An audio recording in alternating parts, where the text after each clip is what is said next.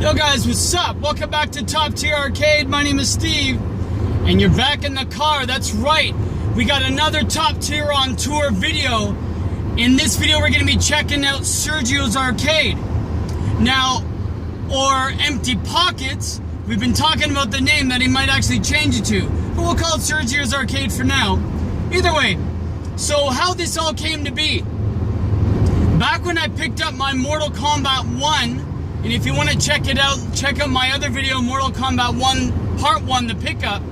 Anyways, a few years ago, my brother and I went to pick up a original dedicated Mortal Kombat 1 arcade machine. Now, the guy I picked it up from was named Sergio. It turns out that Sergio was online one day and found my little YouTube channel and was like, what? I know this guy. I sold him my MK. So since then, we've been talking, and it's a small world. And again, because we're in Canada, it's not as big as in the US or possibly overseas because it's a more tight group, less population, more traffic. Outrageous. All right. So, so Sergio and I were talking back and forth, and he said, hey, Steve, look, he's been giving me tips. Here's what you can and cannot do, or what you should and shouldn't do on your games. I've been taking his advice for some things, for sure. He's been very kind to offer me, if I need help or parts or anything. And that's not the reason I'm going. He actually said, hey, why don't you just come over on a nice day, like today. It's a beautiful week in Toronto, and we'll hang out and have a play date. Sounds silly, but whatever. So that's exactly what we're doing. We're on our way there. I brought my cigars. I hope he smokes. If he doesn't, I'm going to force him. I brought beers. And again, he has some things that I haven't even seen before, and maybe that you've never seen before either. So I don't want to ruin what he has. We're going to pretty much go live with him. We'll see him shortly, and he's going to be giving us the history of his arcade, and pretty much what he has and what he's had before, and give us details on per machine. Okay, so here we are at Sergio's house. We're actually going to go now down to the basement and game room where he holds all of his games and everything else. So let's go ahead and meet Serge and reunite with him, because years ago I did meet him. So let me just do a quick thing in the game room if you don't mind. There's Sergio there. Hey, you two. What's going on? Hello, everyone. Welcome to my game room. So there's Sergio. Hey, Serge, what's up? How you doing? Cool. So here's Sergio again. Like I said in the car, that I met Sergio back a few years ago when I picked up my Mortal Kombat. You can see one in the back there, which is a different version. And that one, we're going to get into the pickups and, what happened there. But yeah, as far as that, Sergio, like I said, messaged me. Getting to know him, getting more in the hobby. So why don't we get to know you personally, Serge? Because, again, there's some things I don't know about you personally. We're going to set up the tripod, and we'll get to know you and how you started your arcade itself. Absolutely. Let's do a quick panoramic here. Look forward to it. All right, guys, we're back. So, again, I got Serge with me. We're going to be going through pretty much how we got into the hobby, and then we're going to be doing a panoramic view and pretty much a description of every game he has, a little story behind it, maybe even the price, because I know I've got requests, people want to know pricing as well, and overall, his game room. So Serge, again, thank you for having me. It's a pleasure. It's a pleasure as well. And yeah, so what got you into the hobby? How did you get into this? Well, strangely enough, what got me into the hobby was actually this Shinobi machine here. Years ago, I would say probably close to a decade ago now. I wanted a Street Fighter 2 machine, and really didn't know where to find one.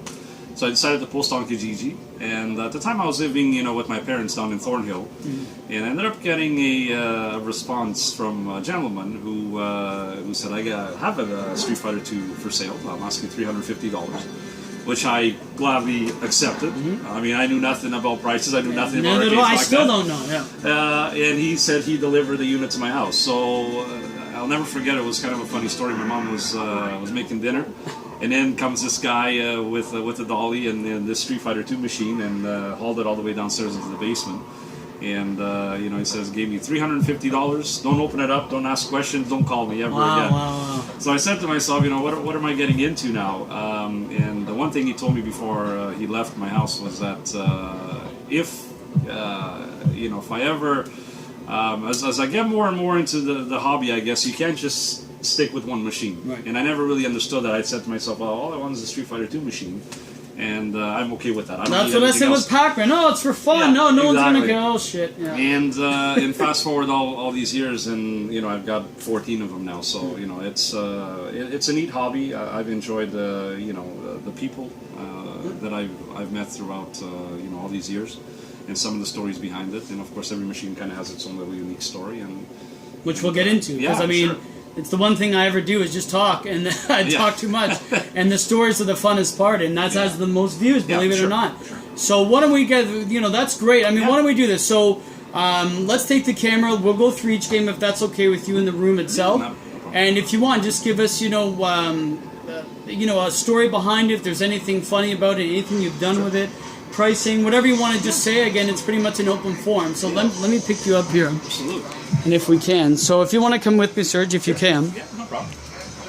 So obviously this is just a TV. I mean, so this is, what do you do here? This is just for your movies and whatever else? Yeah, I mean, to be honest, when I created, I guess, my little game room, what I wanted to do is have a bit of both worlds. Because, when family or friends come over, not everybody wants to sit and game. Right. People want to sit and, watch TV or watch a movie. Right. So I wanted to, to have a little bit of everything. And I decided to, incorporate the couch with the TV, the DVD player, the surround sound. And just have a nice little place where everyone can relax, but also can game all around them. Right, just to chill out. I think I've achieved that. That makes sense. Yeah. That makes sense. Let's start with the Neo Geo. So this is a Neo Geo 4 slot? It is. So the Neo Geo is kind of a neat little story. I actually had a Neo Geo a while back that I restored from scratch. I picked it up for about $500. Okay. And I was actually in the finishing stages of it, and I had a gentleman that he was looking for a machine on Kijiji, an original Neo Geo. Anyway, long story short, we ended up talking, and he offered me $1,000 for it. Oh, wow. And I was kind of sitting on the fence because, I didn't think I was going to find another one. But the money was good. I ended up selling it, only years later to regret it. Yeah. And that's where this little guy came in. So this little guy is actually, I picked it up from a gentleman that I met in the hobby as well. His name was Henry, just north of Barrie. And he was clearing out pretty much his warehouse. He used to buy operators and whatnot and just obviously, sell them off piece by piece. And he had this one kicking around with a 2-slot and a bubble board for, I think, $250. And he says, listen, I'll deliver to your house. Wow. It needs a monitor. But other than that, everything is working. So I kind of cleaned it up, and, it's got a 161-in-1 board, and it's got Art of Fighting, which is one of the first original Neo Geo games that I played in the arcade. Completely sucked at it. I still suck at it today, but, that's pretty much the story behind it. So You said now, I know we spoke about it when I first got down here. Yeah. You're saying these don't work, this one does a little, and that one does work? Correct. That's the main issue with the Neo Geos. Like the way these things were designed, they didn't have the fluorescent fixture in behind like a lot of these other guys do. So in other words, these things are almost like, they have a certain name for them, which I always forget, but I'll flip it up here so you can see.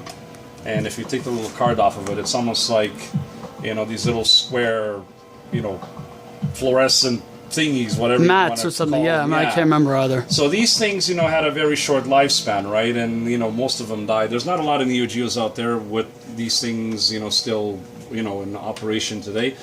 My number 3 and 4 slots still work. Strangely enough, this one's very dim. This one's actually good, but they don't currently light up because I don't have any games in slots 3 and 4. So you're saying that if there's no game in the slots, Correct. It will not, administer the actual light to work. Correct, because each particular slot is allocated to a certain slot up here on the marquee, I right? see. So as you select, the game, it lights up. It's not a difficult fix. It involves a little bit of soldering, and the parts can be had for less than $100. Okay. So it's not bad. It's probably more laziness than anything, and for me it's fine. I don't really mind having it as is. Some people are purists. They want everything working. I will. Hey man, when I get mine, I'm calling you because I already know. Now, what games do you have? You said the the 160 in one. I got the 161 in one, and then I've got Art of Fighting. These guys are more decorative than anything. I don't really have anything in slots 3 and 4. I love A Magician Lord because it is one of my favorite games. The music in this game is phenomenal. It's hard as heck, but they are very expensive. They usually fetch up to about 160 US for the Just the board, you mean, right? And Magician Lord was never really incorporated into any of these 160 boards. Interesting, yeah. The problem with these 160 in one boards is a lot of them are bootlegs. So you have pretty much a gazillion King of Fighters. You have a gazillion. Yeah, it's true. Yeah, Art of Fighting. Blue versions. You can get the last guy and whatever else. That's what it is, right? But you know, for the purpose, it's pretty good. I enjoy playing Neo Turf Masters and Baseball Stars in it. That's kind of my thing.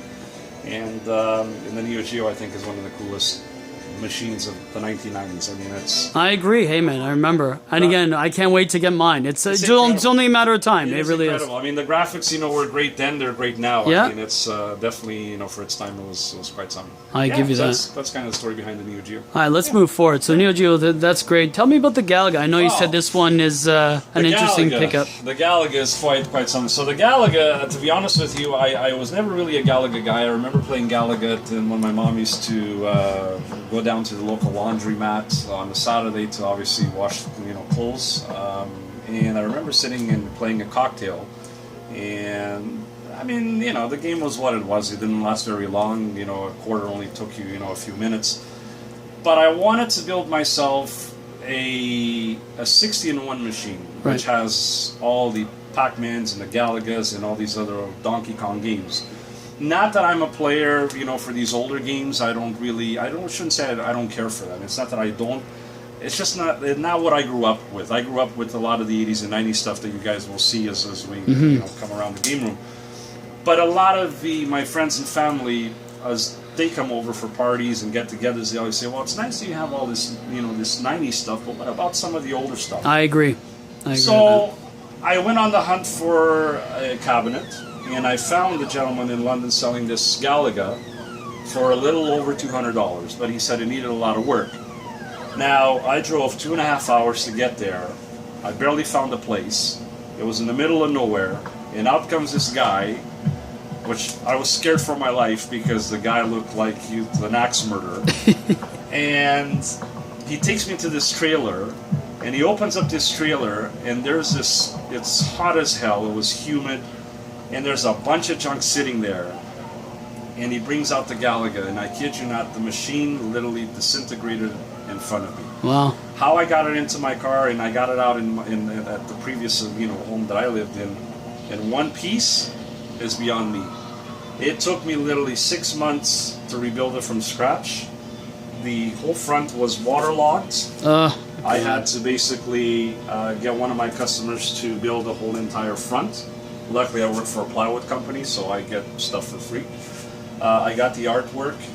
The bezel is still original. Oh, that's good. But I built it. I added the green tea molding, which I think, you know, adds a certain finesse. I love it. I agree. But the funniest thing about this is when I gutted the entire machine, the original board was still in it. And I said to myself, I wonder if the original board still works. So I wired it for JAMA, I put a 60-in-1 in it, but when I tried the original game board with an adapter, a JAMA adapter, lo and behold, the game board still works. Huh.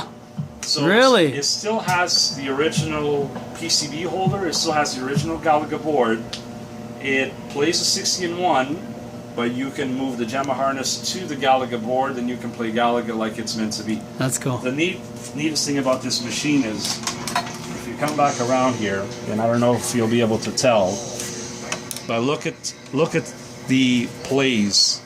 This machine has 207,000 plays. I mean, that itself, you calculate it times 25 cents, and it gives you an idea how much money the machine generated over its entire lifespan. Oh, there it is. I got it. Yeah, 207409. So you divide it by 4, really, right? That's how you do the math? Pretty much. So it gives you an idea of how much this machine's made. Wow. So I'm very proud of this machine because a lot of people, when they come over, they're drawn to the green tea molding, they're drawn to the aesthetics of the machine, but no one really understands the amount of work I put into this. My wife can tell you with the amount of time I spend with Bondo and sanding and coming home, you know, looking like a ghost, covered in dust.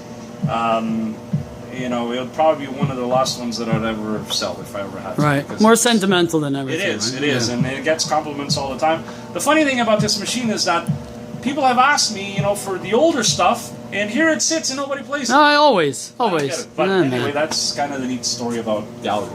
That's cool. Next is if you actually want to go in, if you can. Yeah, so absolutely, just to see it. absolutely. So this is my Afterburner now. Afterburner's kind of this is another funny one. So Afterburner, one of my favorite all-time Sega games. I'm a huge Sega fan. I grew up in the I would say the early '90s playing, you know, the Sega Master System. Absolutely love Sega to death, more so than any other company. Wish they'd come out and you know, get into the hobby again and you know, and into the console market, but you know, anyway, that's a totally another story. So Afterburner, I wasn't looking for one. I happened to browse Kijiji. This gentleman in, I think he was just outside of St. Catharines. He was selling an Afterburner. Had an LCD in it, wasn't working. The sound wasn't working. He just wanted it gone. I picked it up for $200. Did a bit of a cleanup work to it. Everything works. The rumble motor works. The joystick, the flight control stick, if you will, works. The flashing lights needed a bit of work. I got some parts from KLOV, wonderful members within the hobby, great people. They helped me get it up and running. And then about, let's say, 4 months ago or so, the PCB died on me, which is typical for these, you know, late Sega 80s games. Luckily enough, Ken Westerfield, he operates out of the US. He's an ex-Sega worker. He was repairing these on the side. He's been repairing them for years, and I caught him just at the brink of him retiring. Oh, wow. Because he said, I want to get away from this. I want to spend time with my kids. So I ended up getting the PCB fixed for sound and video. Cost me close to $200 US. Basically what I paid for the machine. Wow. Wow. Okay. One of the most rare titles that you'll see. Very sought after because Afterburner, typically, anytime that you buy it, the PCB is dead. They're hard to find, they're expensive to find, and not a machine that you see come up for sale very often. Do I play it a lot? No. But I think what this resembles to me is the 80s. It resembles Top Gun. It resembles the music. It's true. And that's what I remember going into an arcade, you know, kind of playing this cheesiness, if you will. And then really swearing at the machine because, you know, you couldn't really, you know, it will last more than 5 minutes. No, it's true. It's special. I've been offered a lot of money for my Afterburner. There's people that are after the particular cabinet, but I have no interest in selling it because if I ever sell it, I can play it in MAME, I can play it in many other forms, but nothing will be as true as having the original. Of course. And I will never find another one. So that's kind of the story behind Afterburner. I remember Afterburner in Terminator 2. Remember when John Connor's playing it, but he's in the big one, the environmental one where it's moving, and then T1000. That's what. Actually, I'm gonna play that later. That's where my memory is. You're Absolutely. right. Early '92, the movie came out, right? Yeah, that's right. 92. So that makes total sense. Great movie. No, of course. Let's. What about talk to us about the Outrun? Well, the Outrun's kind of an interesting story as well. I guess they all are in some sense. So the Outrun, I had a Sega Outrun that I picked up empty a few years back, and I started collecting the parts slowly to restore it. Yeah. And eventually I got to the point where I gave up on it and ended up selling the machine to a guy, again, outside of St. Catharines. I love Outrun, again, another one of my Sega, my Sega all-time favorites.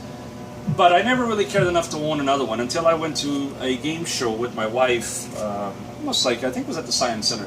They were having a little bit of, I guess, an arcade, nostalgic,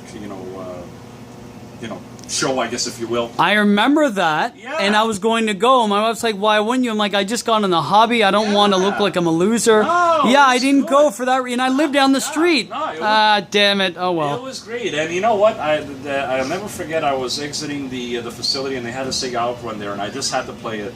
And the music, as soon as I put in a quarter, man, and I played it, I go, I have to buy another Outrun. I said, I just have to. So I kept my eye out for one, and I found this guy from a gentleman on Kijiji in Whitby selling his arcade games because his pool had broken.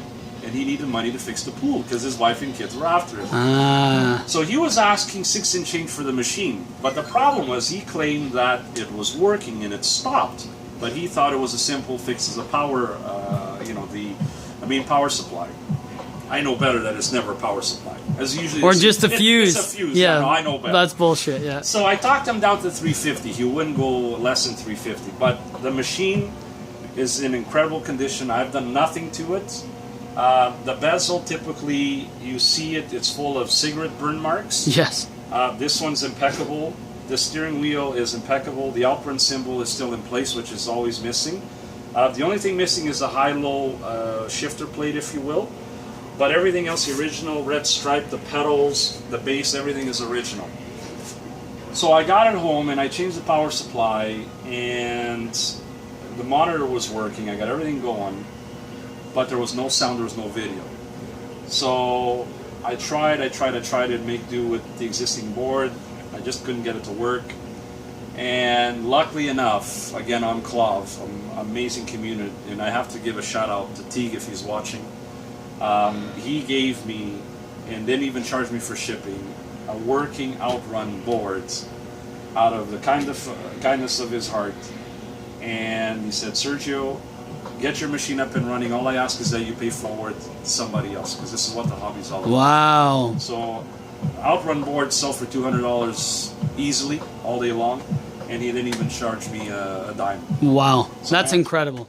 So here sits my outrun.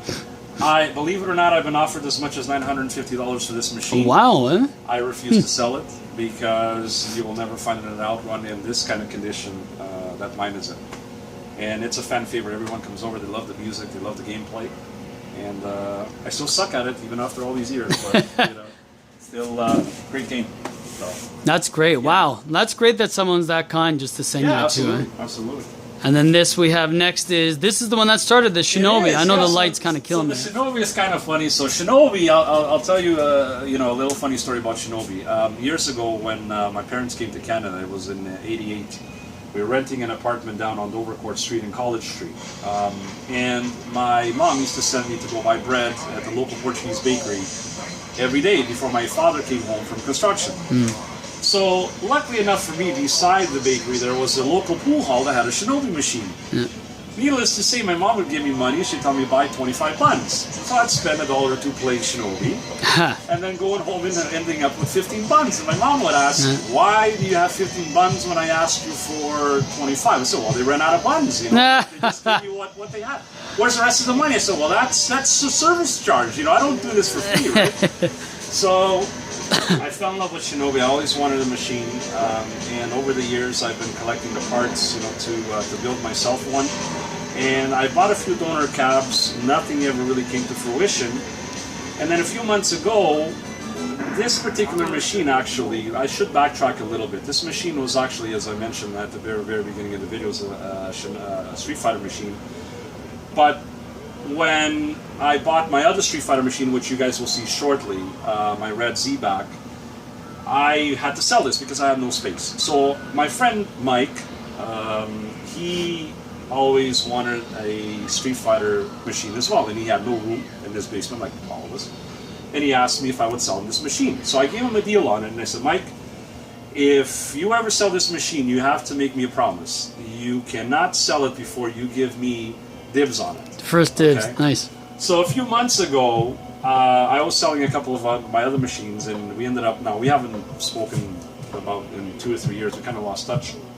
But he ended up messaging me on Kijiji. He says, hey, is this, Sergio? So anyway, we ended up talking. And so we made a trade. I sold a Nintendo Red Tent, and I brought back my original HS2 in Street Fighter form back home to where it left. Beautiful. The only thing is I didn't want another Street Fighter because you guys will see shortly, my red Z-Back. I wanted to do something special with it, so I had all the Shinobi stuff. I converted it into a Shinobi, one of my all-time favorite Sega games as well. And here it sits, and it's the original cabinet that started everything for me. That's awesome. kind of a neat hobby. What goes around comes around, I It's guess true. you can say. You know, so yeah, that's basically it. With That's the one that started it. That was it is, that was yeah, the and seed. yeah, for sure. You know, and it's yeah, it's kind of special. You know, I was gonna keep it as a Street Fighter, but I said, nah, you know what? It looks much better as a Shinobi. So it's a fan favorite. Everyone loves it. No, of course, Shinobi. Yeah.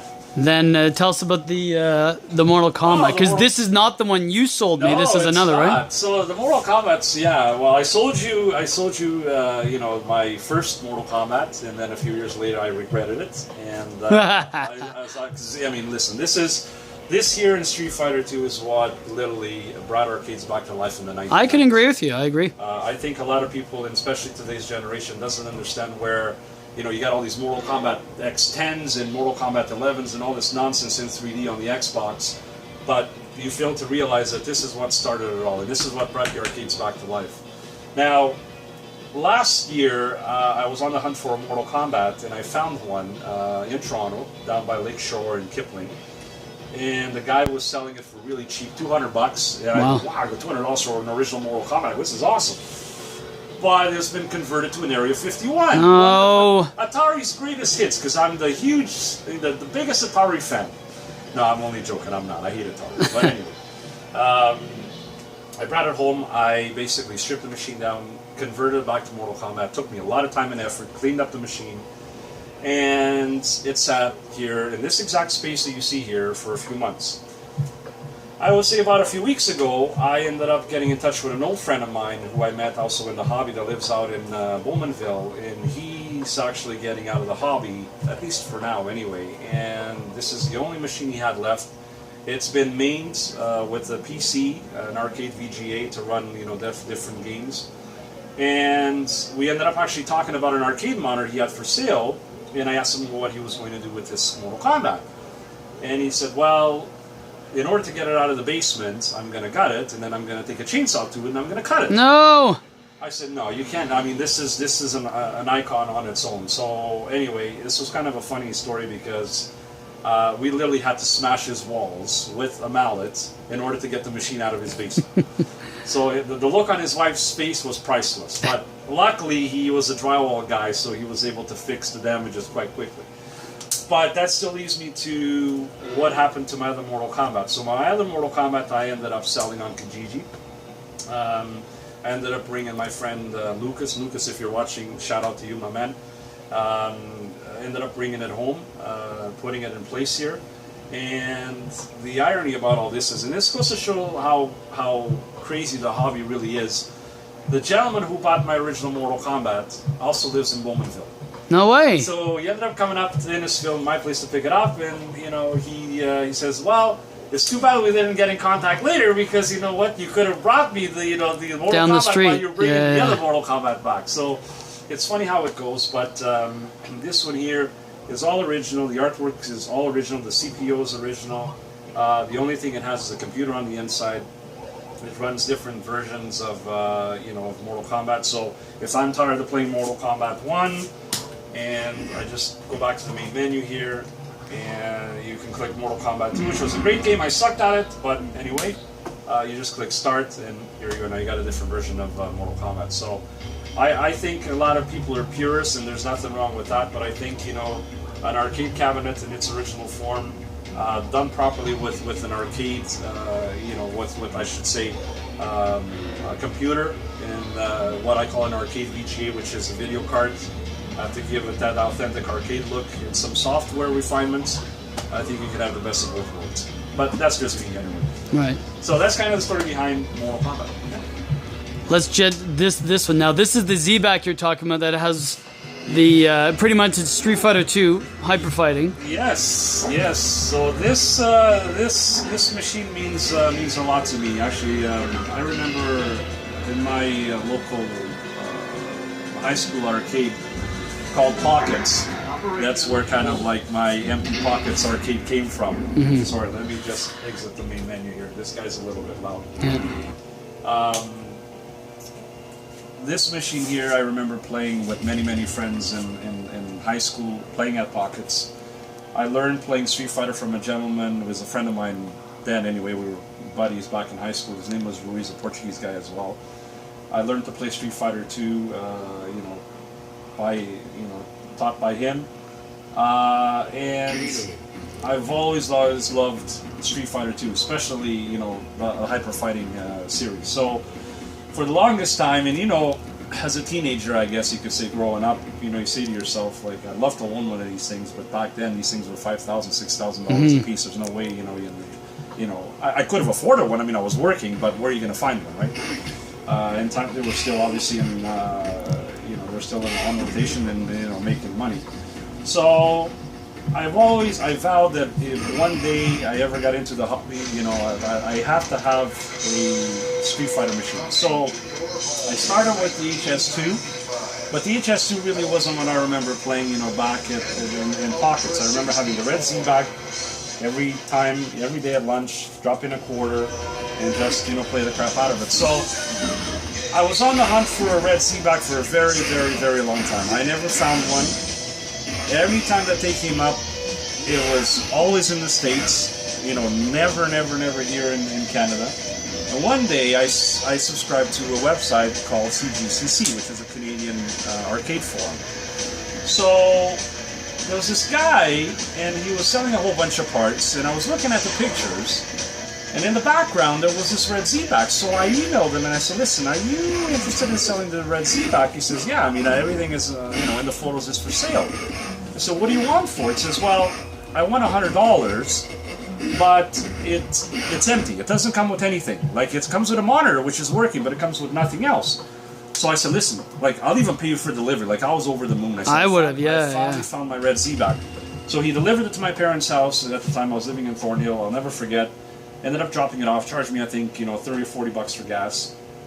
And I'm sitting there in my garage, or my parents' garage at the time, and I'm like, I've got finally what I've been looking for, but it's empty, and I have no idea where to start, because you got to remember, at the time I had just picked up the HS2, so I knew nothing about arcades. Like, I knew about certain websites, but I knew nothing about JAMA harnesses, I knew nothing about monitors, I knew nothing about, point shoots. I mean, I was new to the hobby. So I started doing a bit of legwork, and I said, what am I going to do with this cabinet? So what I decided to do was restore it back to its former glory. The paint was matched at Home Depot. I took a sample of the vinyl, and I matched the paint exactly. I painted it all in its original color. I got all the reproduction artwork, if you will, with the exception of the control panel overlay. The control panel overlay is actually NOS. So for you that don't know NOS, yes, it's new old stock. This is an original Capcom Arcades control panel overlay. So I decided to, again, install a computer in it, run different versions of Street Fighter. I figured, why not have the best of both worlds? It runs many other games, but the only titles I really play are Street Fighter. And to most people that don't know, you would think that it's an original Street Fighter 2 JAMA board on the inside. It looks like it, yeah. I didn't know, and if you didn't tell me, I wouldn't have known. It plays like it, it acts like it, and again, it's got the ability to run many different titles. I love the machine to death. It's sentimental to me. It's what I've been looking for a very long time, and again, it's kind of a funny story, because up here you can't find them yet. You go down to the US and there's people dying to get rid of them for 50 bucks, and they can't even sell them. Yeah, so I know. go figure the irony, right? But it's pretty cool. I love it. Probably one of the last ones that I would ever sell. Actually, you can edit that. I wouldn't sell it. This is one of the ones I will keep. So. And if not only, but when I was on the phone setting up this meeting with Serge, I asked him if he would sell me it for my new project in building, and the first thing he says is, Steve, don't even bother. I'm like, ah, shit, okay, fair enough. No, not it's okay, I respect that. This one's kind of special to me, and it'll always be. And, again, I put a lot of work into it. It's not perfect, it's got its flaws. Again, I was doing Bondo at the time, I was doing paint, and, like, what am I getting into? I don't even know what I'm doing, I'm not a repairman, and... Anyway, one of the, my fan favorites, and people love it, so. No, I agree. Yeah. So let's get on to the new one. Yeah. All right, Sergio, so here is Continental Circuit. Well, Continental Circuit in 3D. This is another one of my crown jewels. The story behind Continental Circuit was, again, at Pockets Arcade, where I used to frequent in high school, that I used to play Mortal Kombat and Street Fighter 2 at. Had a Continental Circuit sitting at the very corner of the arcade, and this guy Bob I used to hang around with in high school. He used to play this game quite a lot. mostly because of the Street Fighter 2s and Mortal Kombat were being obviously, occupied at the time by many players, and this lonely game sat in the corner by itself. So one day I come over and I say, "Hey, Bob, what are you playing?" He goes, "Oh, I'm playing this Continental Circuit." And I'm a huge Formula One fan, being European. I've grown up with it. I remember watching it with my dad, back home in black and white, back in Portugal. So I've grown with it, and it's one of my favorite racing sports. So the whole theme appealed to me. So I started playing this game with them, and it's quite quite innovative for its time, because it's the first time that in the 80s you can play a game that you can change tires when it rains. And you could literally be driving in a sunny, atmosphere, and then change into cloudy, and then it starts to rain. You got to pit in, and if you don't pit in, you're sliding all over the place. So it's deep. It's a deeper game. It is. Yeah. It really is. It's a great game. So the funny thing about this game is, me and my friend Bob at the time, I guess I could call him that, we developed a very competitive relationship. So every day we make a point to come and play this damn game. With the quarter, we could both finish it with the quarter. I could still finish it with the quarter today. Really? And, yes. And the beauty about it is we raced for the high score. So over the years, as I was getting into the hobby, I've always wanted to buy one and add one to my collection, but I forgot the name of the game. So when I joined KLOV, I asked them, I said, "Guys, I'm looking for this old Formula One style racing game. I'm not quite sure of the name." And that's where the story turns a little bit funny, because the name is actually, if you see the marquee here, it says Continental Circuit, but the real name of the game is Continental Circus. Oh no, I never even realized that. Yes, that is the real name. It's a Continental Circus. Shit, I never realized that. A lot of people say that it was misspelling. But it's not a misspell by Tato. It was actually because this takes place around, basically all over the world at different tracks. So it's like a circus. It's one place to another. Exactly. It makes sense. And It makes sense. That's really what the real name of the game is, Continental Circus. So anyway, the guys ended up helping me with the name. And I said, I have to have one. I said, I remember this game. I have so many fond memories of it, playing with my friend Bob. I love the game. Posted an ad on Kijiji. Couldn't find one. Then one day I came home from work and I was browsing the Kijiji ads. For some reason it took me to Quebec for some strange reason. Kijiji does that to you once in a while. Anyway, in came this ad for Continental Circuit for $350. And I emailed the guy right away, and the guy emailed me back with his broken English, and he goes, "It's still available. I'm not coming off the price. Everything works." At this point, I didn't care. I said, "Are you available tomorrow?" This is on a Friday night. He goes, "I am. Where are you coming from?" I said, "I'm coming from Toronto. It's 6.5 hours away." He says, "Okay, well, what time are you going to be here?" I said, "I'll be there for 11 o'clock sharp, not a minute late." I love it. So I told my wife, I said, I'm getting in the car. I had a Toyota Matrix at the time, it was a company car. I had no idea if the arcade cabinet fit. I never hauled an arcade cabinet before. I left at 4:30 in the morning. I got to the guy's place just before 11 o'clock. Wow. I loaded it up. It barely cleared the tailgate. I was just going to say, on a Matrix, right? Yes, it barely cleared the tailgate because I had to sit the header of the machine on top of the passenger seat. Luckily, the passenger seat folded down. And I drove straight back. I stopped for food once, I stopped for fuel once, and I got home at 4:30 in the afternoon. Wow, wow, wow. So a 13, 14-hour trip, and I brought it home, cleaned it up, and here she sits. So then the interesting thing about this is that the 3D wasn't working, and I fixed it. I did a bit of legwork on it. I wired up a pair of 3D glasses to it.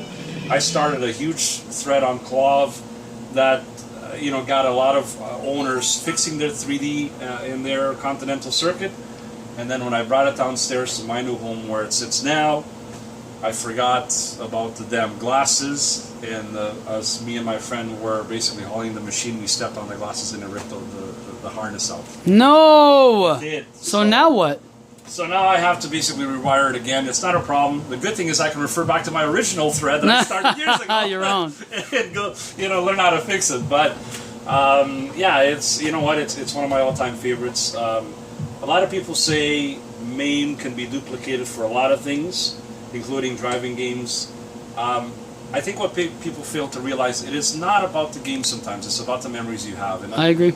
the Continental Circuit for me represents my high school years, it represents me playing with Bob, who I've lost touch with. I have no idea where Bob is. Wasn't there a movie, Where's Bob, or something like that? What about Bob? What about Bob? Bill Murray, yeah. Yeah, exactly. So... Which, by the way, Yeah. I never realized when, you know how John's Arcade in Michigan, they went to do the, what was it called? The fun spot. Right. Well, what about Bob? You know where, you know, they go to the Leo, which is his psychiatrist or whatever. They go to his cottage or like his summer home. Well, that's on Lake Winnipesaukee, which is close to Fun Spot. Right. And I was going to say that. I'm like, hey, it's like, what about Bob? It's on Lake. Why don't we go there? And then I just, because I wasn't going, I'm like, you know what? I'm not going to give my 2 cents. I'm going to sound like I'm coming late. But it's actually true. So it's funny you said that. That's actually very true. Oh, classic movie too, by the way. Yeah.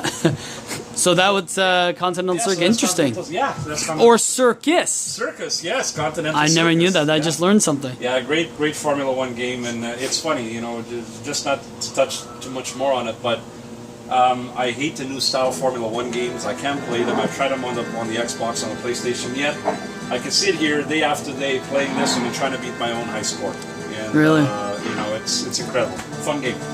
That's cool. Yeah. Next is Champion Sprint, which again, I actually want, I just told you, the Super Sprint, which is the 3-player. This is the 2-1. So tell me about this pickup. Well, Any interesting story? Championship Sprint is, you know, it's a bit of a funny one. You know what? I never really, you know, was into the whole Atari thing. I'm not a huge Atari fan. I despise most of their games. I'm just an Atari hater. You're gonna, you know, Steve, you're probably going to get, you know, hatery email. Oh, whatever. Or comments. Whatever. You know, now that I said that Atari sucks. I remember playing Championship Sprint again at Pockets, my local high school arcade, and I could get through the first track and the second track, and then that's it, because this game is unbearable, and it was meant to eat your quarters. Which, by the way, I found out afterwards when I bought this guy, because it came with the manual, and I saw Atari's, you know, basically notes or comments to the operator on how to make the game harder in order to make more money. Really? Yes. Maybe that's why I hate them. I hate them to a T. But I've always wanted one because I figured, you know, there's just something about spinning this darn wheel. It is true, I know. You know, that makes it so cool. So I was on the hunt for one. These machines usually fetch anywhere from $600 to $700. They're very difficult to find. And one day I was looking on Kijiji again, and I found this guy. Oh, I can't remember now exactly. I think it was in Brantford, if memory serves me correct. It was quite a bit of faraway trip. And he was selling this thing, and he says, "I've had it forever. The kids love it, but the monitor's starting to die. The sound's starting to go. I'm not so sure what's going on with the PCB. I just want it gone." So it was kind of a funny story because I went there. I got there fairly early in the morning. Luckily for me, at the time I was doing outside sales. So as outside sales, you have a lot of free time. Love it. So I ended up going company time with the company car and picking up, you know, the damn machine. So I get there, and the guy turned it on. He goes, "Listen, I just want $200 for it. I'm not so sure." And I looked at this thing, and I'm like, "This thing needs a monitor." You know, like, I said, "Okay, you know what? There's a couple of things here that I have to fix, but you know what? This shouldn't be too expensive." So anyway, we ended up getting it out of the guy's basement. It was quite funny in a way, but I felt bad for the guy in another way because he was a heavy smoker, so he was helping me bring the machine up, and you could see every step that he takes. He's dying, he huh? was dying. I felt so bad. And you know what? Let's not kid ourselves. The machine seems very small, but it's very heavy. This is probably one of the heaviest machines I've ever been able, you know, that I've ever picked up. And I have to say, probably that's one of the reasons why I hate Atari, because they over-design everything. But anyway, I ended up bringing it home. I hooked up with another gentleman on CGCC who worked for Rogers. I think he still works for Rogers. And he offered to do a cap kit for me for $100. So I dropped off the monitor, and that's it. He fixed it all up for me. I'm glad that I did, because the Championship Sprints, and again, Atari being the great company they are, decided that they were going to add medium resolution monitors to all their games. Well, medium resolution monitors are hard to find. So I was lucky that I caught this one in time, because if it died, the chassis would have been done, and I never would have been able to find another one again. So it's a 19-inch K7000 medium res, very rare to find. It's been capped. The colors look beautiful. The gameplay is beautiful, and it's an instant hit. I have actually a friend of mine. His name is Rui, and he grew up with the Championship Sprint. Every time he comes over, loves playing it. Still sucks at it. They still kick his ass. But yeah, that's kind of the story behind it. I can't get. I know. I'm gonna be getting. I did want the Super Sprint, the three wheels. Yeah. But again, once I progress the hobby myself and get more machines, that's definitely one that I'm looking Well, for. it's funny you mentioned the 3-wheel thing, because what a lot of people don't realize is the 3-wheel is cool, but what they don't realize is that the 2-player version has a lot more depth to it than the 3-player. Does it? Yes. I never knew that. It has a lot more tracks. The 2-player has a lot more tracks than the 3-player. What? So the 2-player has a track of the 3-player plus more tracks. I never knew that. That's what a lot of people don't realize, yes. Huh, I've been educated. So this is actually probably the one you want to buy. But mostly I'm not selling you mine. No, damn it. Steve, right too. Tell me about the cruising. You said you had an interesting story. Actually, if you can go on this side, sir. The cruising, so I can come behind you, yeah. The cruising here is, again, one of my favorite all-time driving games. Again, I'm going to sound funny by saying this, but the game absolutely stinks. One of the worst driving games you could potentially play. But it was cool. I remember playing it at a local restaurant. I used to work at a hardware store. The place used to be called Gino's Pizza, and every day I would go over there for lunch, and they had a Cruising USA. And I just fell in love with the music. I fell in love with the graphics. I mean, at the time, Nintendo 64 wasn't out yet, so this was very well ahead of its time. And I just loved the overall design of the cabinet. So I vowed to own one day. Try to find one online. Every time I try to, get my dibs on one, it would be sold, because these things go pretty quickly. So again, the gentleman who ended up selling me the Neo Geo hooked me up with the Cruising USA. He was actually selling a pair of twins. He had separated, the sister cabinet to this guy. And he says, "Listen, Sergio, you know what? To come pick it up. $500. It's yours. It needs a bit of cleaning, but everything works on it." So I brought it home, took it apart, cleaned it all up. Didn't really have to do much to it. And the neat thing about this one is it actually the board supports multiplayer. So if I was to get another Cruising USA, I can link it with its sister cabinet and play head to head. So a little bit of of an easier pickup, I guess. Where it gets funny with this whole thing is when I brought this one down the stairs. My friends are looking at me and they're saying, "Have you measured the width of your basement doorway?" And I'm like, "Yeah, it measures 28 inches. It's fine." Well, guess what? The width of Cruising USA is also 28 inches. No. So I had to rip the door stops apart. I had to take the door off. My wife was screaming at me because we just bought the house, and she's like, literally, 2 months into here, you're already taking, things apart. And I go, "Listen, you got to do what you got to do for the hobby. That's just the way it goes, right?" So I got it downstairs, put it all back together, and it's a fan favorite. Every time anyone comes over, the first machine they're drawn to is the Cruising USA. Really? And I don't know if it's maybe because it's a sit-down racer, but it's fun to play, and it's, like I said, it's an instant hit. So, yeah. I don't play it much, but, it's just the fact that I have it, and I have fun memories of playing, the darn thing. Very cool. That's one of the reasons why I have it. Yeah.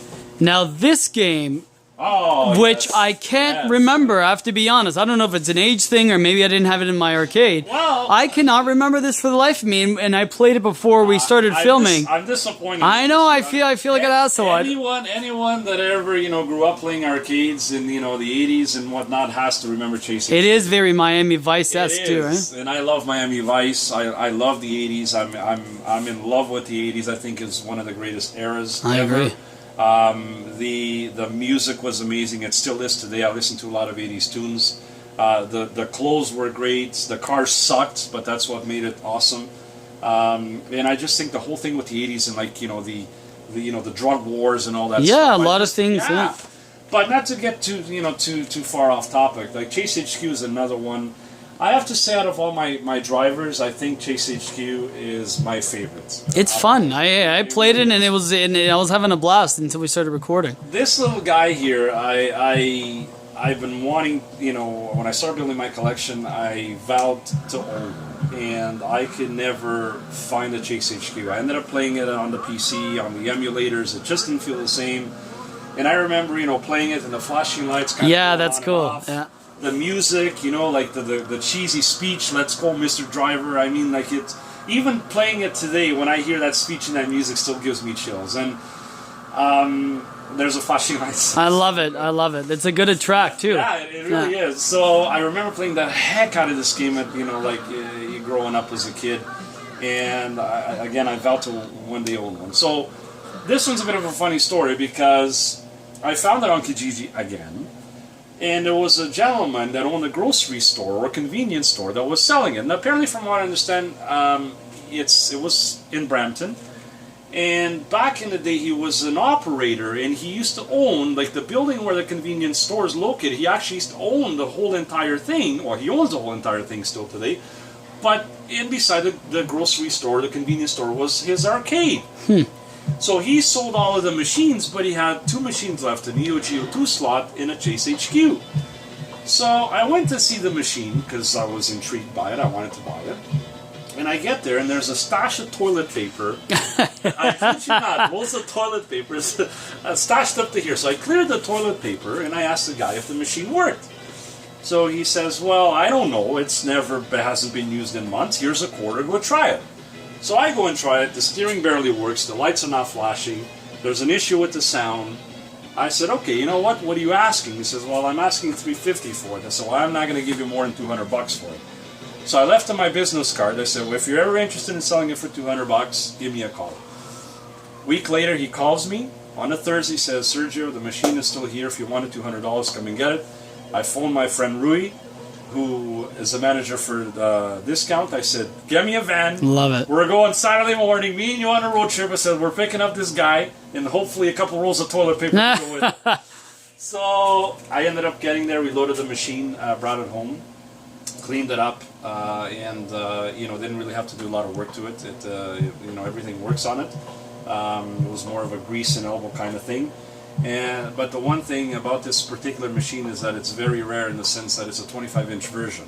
Now, Tato also made the 19-inch version, which is a lot smaller.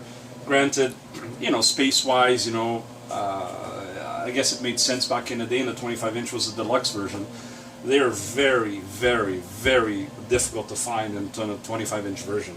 And that's what mine is. Nice. So, heavy as heck, awkward as heck, but I love the game. I mean, I've finished it time and time again, but I can still play it any day of the week and still have a blast doing it. So yeah. Very cool. Yeah. Very good one. And that's Chase HQ. Now this, I remember when I picked up my Mortal Kombat, you sent me a picture of your arcade. Yeah, I think you had Operation Wolf. You had the Galga that we just did. Yes. Yeah. Now the first, I know you said this is kind of your problem child, and you give it more attention. What's about this? I know you always look at it and you always look at it with a pissed off face. Why? Well, what's going on with this? Here's the thing with Operation Wolf. Operation Wolf, I remember playing it as again as a kid. I used to hang out with this guy who my mom hated at the time. By the way, she wanted me to break my friendship with him. His name was Paul. He's not a Greek guy, is it? No, oh, good. Okay, thanks. Guy, but his dad owned the pool hall at Dundas in Ossington, where my parents were renting at the time. So I remember going into the pool hall with him every day after school, and he had this Operation Wolf. And I remember him getting a bunch of quarters from his dad's, stash there behind the counter, and playing this game. And I just loved the whole Commando feel to it, because at the time I had watched Commando with Arnold Schwarzenegger. Well, okay, it's one of my favorite movies. You know what? I love that. Is my favorite Arnold movie of all time. Really? It is. It really is. I've watched Commando time and time again, and it still kills me today. I know every line by heart with that movie. That's how much I love it. So I'll test you on that. I know it very well. All right, Vero. So the whole look to the game reminded me of Commando, and so it's always held a special place in my heart. Then next to Sega, I have to say that Tato as an arcade company is my favorite arcade company of all times. They, people say Capcom, people say Midway. I say Tato because Tato just produced some of the coolest, games in the 80s. Arcade-wise, that is. So, I always wanted one. I mean, I remember playing it in MAME, and it just never really felt the same. And then one day, my friend Mike, he emailed me and he goes, "Hey, listen." He goes, "Look at this guy. He's selling an Operation Wolf for $100. Nice. And I go, $100? And he goes, "You gonna get it?" I said, "You know what? I don't know. I'm gonna see if it's available." So I emailed the guy. The guy says, "Listen, it's still available. It doesn't work. It was working fine." They always say that, by the way. It was working fine. I turned it on. It doesn't work. I want it out of my parents' basement. I said, "Can you deliver it to my house?" Because he lived about 15, 20 minutes away. But the machine is very heavy and very deep, and I didn't have room, in my car to bring it home. So he delivered it for free, didn't charge me a penny. But when I got it, I started looking at the bottom. There's chunks of particle board missing. The game doesn't work. I know nothing about Operation Wolf. So my friend Rui helped me bond with the bottom of the cabinet, put some fiberglass together, rebuild the sides. I got some artwork. I cleaned it up. I put a lot of time and effort into the machine, probably more so than what the game is worth. So I got everything done, and I tried to get the machine working. I tried everything. Nothing would work. I went online, looked at manuals, studied the manual, and then one Sunday, I'll never forget, I told my wife, I said, I got up off the couch, and I said, "I'm going to try that game, and if it doesn't work, it will be the first arcade machine that I'll set on fire." So stand back and watch, because it's going to happen. Wouldn't you know it, I turned on the freaking, the power, and the machine started working. No way. So I said, "Okay, so we're going to play this kind of game." I said, "Okay, well, we have a love-hate relationship. I get it, that's fine. I can handle you, no problem." So it's been in my collection ever since, and it's a fan favorite, but unfortunately every time people go to play it, it just ends up dying. Something always goes wrong. The problem with Operation Wolf is that it's very power hungry. There's multiple boards. Everything needs proper voltages. The gun draws a lot of voltage. The sound draws a lot of voltage. And if the game doesn't see the proper voltages, it just freezes up on you. So, like anything, it's a problem child. I love it. I can't get rid of it just because it gives me problems. Every time something goes wrong, I end up fixing it. The good thing is, I become a pro. On KLOV, everybody comes to me for Operation Wolf because, my avatar is Operation Wolf, and that's what I've got to know. So I know the machine inside out, and as an enthusiast collector, I have to say that I've hoarded about 3 Operation Wolf machines. Wow. And that I have in bins, just for extra parts and stuff. So, yeah. That's kind of the story behind it. So I got the kickback working on the gun, which is something that always dies on it. And everything works great. The monitor is starting to get a little bit fuzzy on me. I need to fix the flyback, but for the most part, it works. Yeah, there you have it. That was Empty Pockets Arcade Part 1, but you were not finished yet. Sergio was nice enough to continue the game room action with a Laserdisc player and that lot and how we got that. And the biggest thing of all, the pinball MAME machine, which is the first time I've seen that. So the next video, part 2 of Empty Pockets Arcade, we're going to be hanging out with Sergio more, checking out the rest of arcade, which includes candy machines, foosball tables, his parts, and overall we head in his garage for his latest pickup. So join back with us in part 2. We're going to empty pockets, and we're going to check out the next part of the arcade. Peace. Thank you.